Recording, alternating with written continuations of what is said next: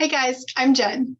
I am a parent advocate with the Florida Center's FASD team, and I am here with Amy to start bringing you guys some information about how some of our different children might need some different approaches when it comes to school. And so our goal is to help give you some tips for navigating the special education world.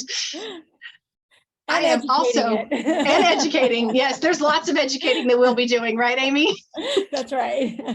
Oh my goodness. So you guys, I'm coming to you not just as a parent advocate, but I was a mom in a really tough place trying to help get my son some of the supports that he needed in the classroom. And it was with some wonderful coaching that I received, we were able to get to a place of success and get to some yeses.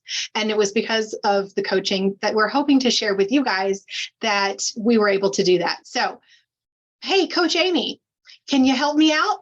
I can, and I not only can I, but I'd love to do it. My name is Amy Weinberger, and I am one of the co-founders of the Lean On Me project from the National Alliance of Mental Illness, or NAMI, in Sarasota. And we love sharing how to get to yes when it comes to navigating the learning process. And I'm also a mom. My kids are grown and, in their late 20s and 30s and all that. But I wish I could have had some better coaching back in the day when my kids were navigating their learning. And whether your kids are, living with FASD, ASD, any acronym, navigating learning is really stressful when kids aren't learning, right? And their frustration is so high and they bring it home to you, right? So what we want to do today is we want to give you some guidelines for incredibly successful school meetings, IEP meetings, admin meetings, teacher meetings, whatever the meeting is. How do you get to that yes? And that's what today is about. So we're going to give you 3 tips today, and there'll be a part 2 because there are 2 more. So let's get started. Let's dive in, right? Sounds good, Amy. Let's go. All right. So tip number 1, know what you want and understand what your child or teen needs. So what does that mean? It means that you write down, you keep a notebook, okay?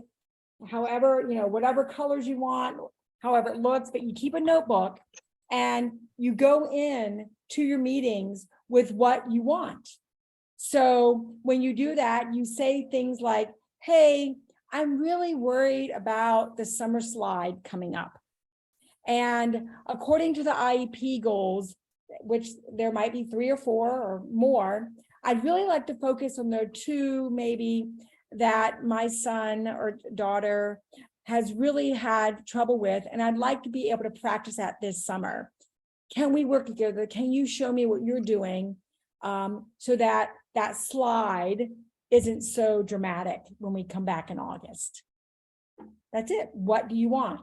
Now, remember, what you want has to also be what your child or teen wants, right? So have this conversation and say to your child or teen, hey, what do you want to be more successful with in your reading class or your math class or at lunch?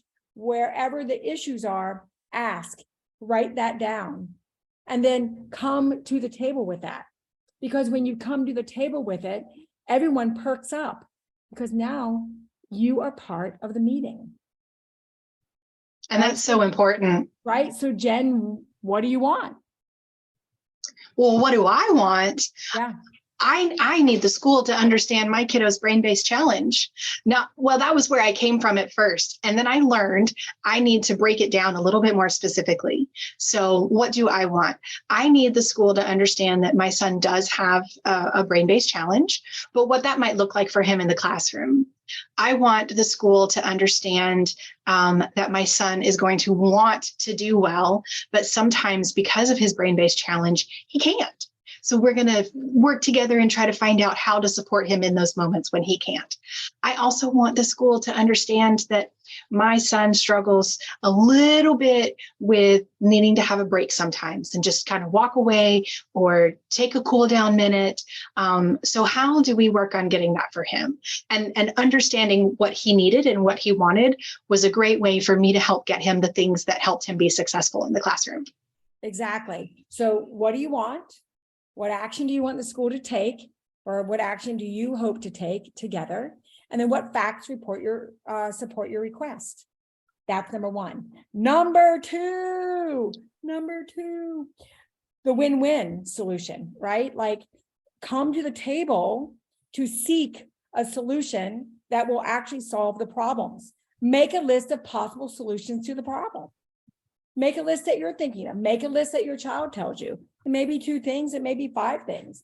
And then figure out that the team will go, oh, we can do that. Oh, that'd be great, right?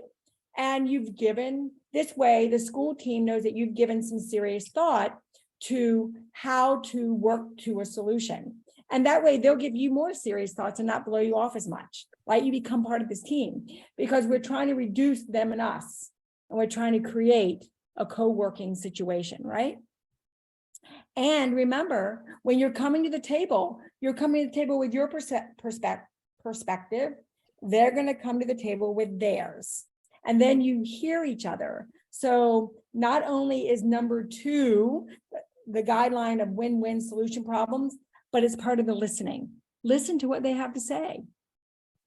And they will start listening to you. Number 3, protect the parent-school relationship.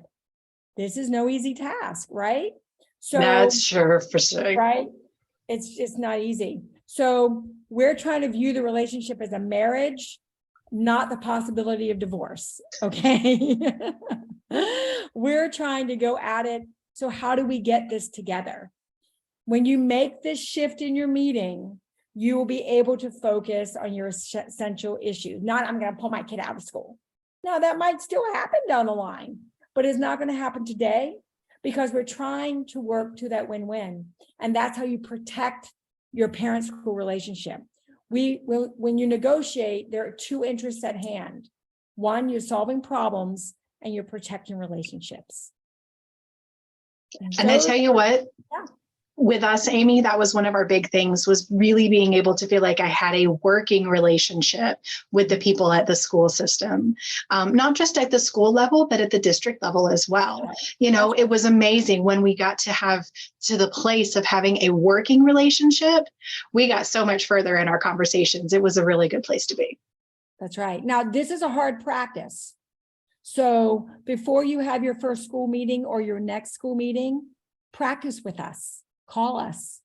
We will help you practice because it's not an automatic thing if you're feeling angry, which is what happens when we're trying to negotiate our kids learning in school who are having trouble. So we're here to help you practice.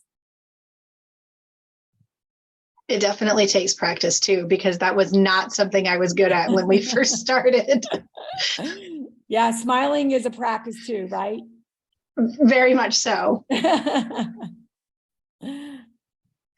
All right, you guys. Well, I hope that you've at least kind of gotten some information about what we're trying to give you here with different children, different approaches, and finding ways to understand how we can take some steps forward when navigating this world of special education. The whole purpose behind special education is to support these kids with different needs. And so understanding how we as parents or how we as caregivers can take that next step, really can help you feel empowered, right, Amy? Yeah, absolutely. And remember, behind all of this is respecting each other. And it's hard to do when we're feeling angry because our kids are so frustrated. That's why coaching together and practicing together will help you get to yes. And that's what this is about. Yeah, absolutely. And one of the best things that I've left an IEP meeting before saying is, thank you for being part of Team J. And that was such a wonderful way to be able to end an IEP school meeting. And I think that when you can do that and you get to the place that you've gone through checking your attitude and being aware of yourself and being partners with the folks that are at the table with you, then you're really able to go and do truly what is best for your student. So we hope that you tune in next time when we give you some more tips and guidelines on having successful school meetings.